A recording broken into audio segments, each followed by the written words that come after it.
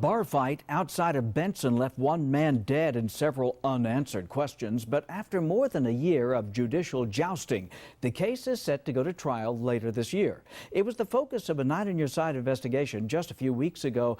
And new tonight, we hear from the defense attorney for the first time. Marcelino Benito joins us with the story. Mickey Wahl's attorney Douglas Younglove is prepping for legal battle in Cochise County. He reached out to 9 on Your Side so we could hear his client's version of events that night. He says once all the facts come out, everyone will see his client is not guilty. We feel like this case should not ever get to trial. Mickey Wahl's attorney says his client is innocent, but he's facing manslaughter and negligent homicide charges for the death of Stephen Comaduran. He says even if this case gets to trial, it's a case they can win. It's the state's obligation to prove that Mickey Wahl is guilty of one of the 2 crimes that he's charged with. And we don't believe that there's enough evidence to do so.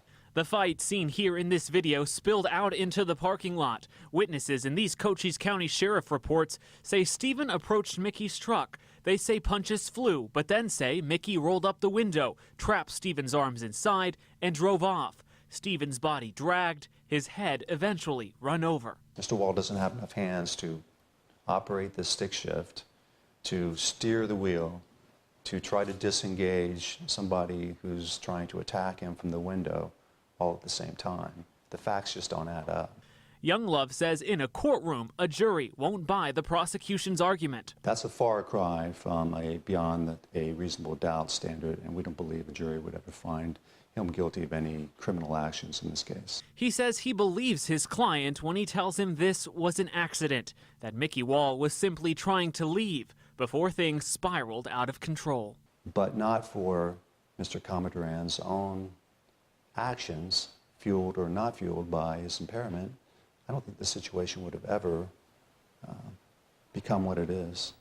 Now, the defense has filed paperwork to throw out the grand jury indictment. The prosecution has until February 25th to respond. Then sometime in March, a judge will decide if this will ever go before a jury. But, Guy, just a horrible tragedy for both families here. Oh, certainly.